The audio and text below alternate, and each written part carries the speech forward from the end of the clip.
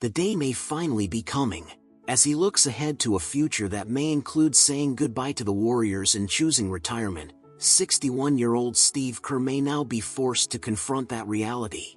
This season could very well be his curtain call as head coach of the Golden State Warriors. Kerr is currently in the final year of his contract, and to this point, no extension has been reached. In today's NBA, that is highly unusual. Typically, if a franchise intends to continue with its head coach, an extension is handled well before the contract expires. Rarely is it allowed to linger until the final year. Within Kerr's coaching staff, several assistants have already begun preparing for the possibility of his departure, actively seeking opportunities with other teams to secure employment for next season. At 61, Kerr has given 12 years to the Golden State Warriors. Do you remember how he first arrived in the Bay?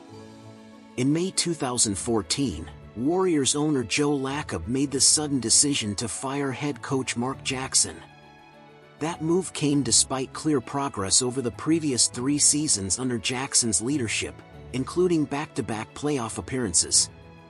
In the 2012-13 season, the Warriors reached the Western Conference semifinals.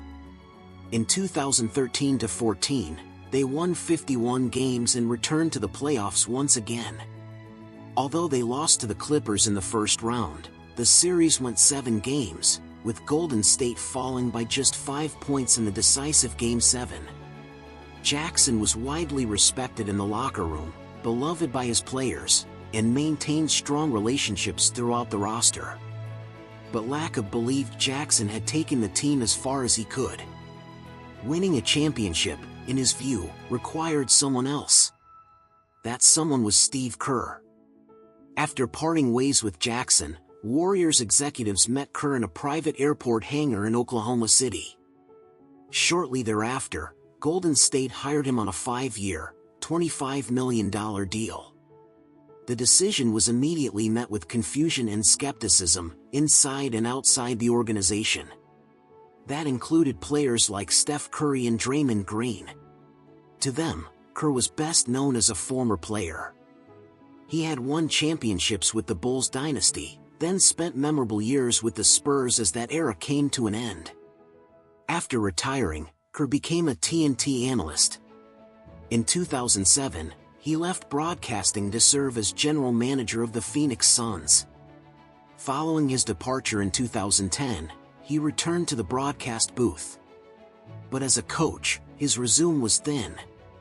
At the time, Kerr's coaching experience was extremely limited.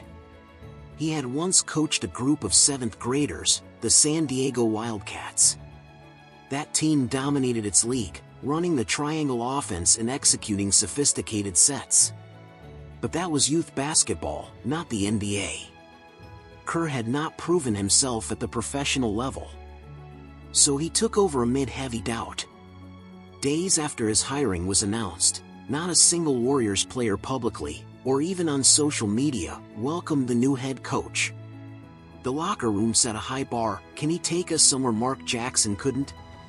That meant at least the Western Conference Finals, or the NBA Finals. Kerr understood that breaking the ice required sincerity. The first thing he did was call Steph Curry.